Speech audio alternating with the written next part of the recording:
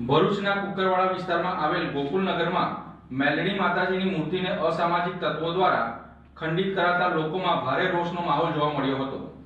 ભરૂચના કુકરવાડા ગામ સ્થિત ગોકુલનગર વિસ્તારના આદિવાસી સ્મશાન ખાતે આવેલ મેલડી માતાની મૂર્તિ અજાણ્યા શખ્સોએ ખંડિત કરતા વિસ્તારમાં તંગદિલી ફેલાઈ ગઈ હતી।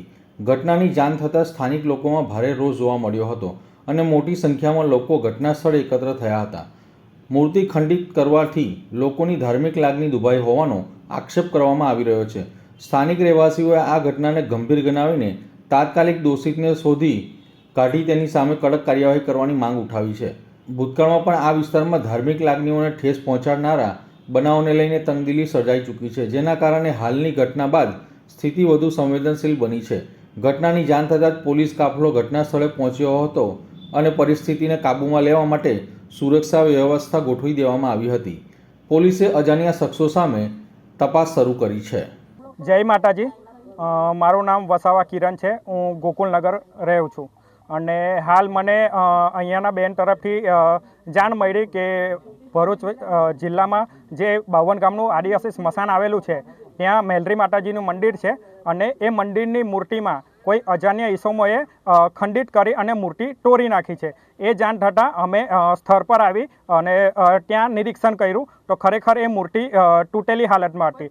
તો અમે ત્યાં આવી અને સ્મશાનના જે પણ ટ્રસ્ટીઓ છે એ ટ્રસ્ટીઓને અમે જાણ કરી છે અને હાલ ટ્રસ્ટીઓ થ્રુ અમે પોલીસ પ્રશાસનને પણ જાણ કરી દીધી છે અને પોલીસ પણ હાલ આવી ગઈ છે। તો હવે પોલીસ પ્રશાસન અને આપણા ભરૂચ જિલ્લા એસપી સાહેબ, કલેક્ટર સાહેબને અમારી એક જ માંગ છે કે આના ઉપર કડકમાં કડક કાર્યવાહી કરે અને જે પણ હિન્દુ ભાઈઓની જે કંઈ લાગણી ડૂબાઈ છે એના માટે એક ન્યાય મળે એવી હું પોલીસ પ્રશાસનને વિનંતી કરું છું। જય હિન્દ, જય આદિવાસી, જય જોહાર, જય માતાજી। આજ રોજ બાવન ગામ આદિવાસી સ્મશાન ભૂમિ પર અમારા મેલડી માતાનું એક મંદિર છે, એમાં માતાજીની મૂર્તિ છે। કોઈ અજાણ્યા ઈસમે આ એટલું ખરાબ કૃત્ય કરી ગયા છે કે માતાજીના હાથ બી તોડી નાખ્યો છે અને આખી મૂર્તિ જ તોડી નાખી છે। હાથને આખી મૂર્તિ જ તોડી નાખી છે। અમે અહીંના ટ્રસ્ટી છીએ। મારું નામ વસાવા મહેન્દ્ર ચુનીલાલ। અમને એક ભાઈ તરફથી ફોન આવ્યો કે ભાઈ તમારા બાવન ગામ આદિવાસી સ્મશાન ભૂમિ પર જે મેલડીમાનું મંદિર છે એ મંદિરની અંદર મૂર્તિ એ ખંડિત કરી દીધી છે, માટે તમને જાણ કરીએ।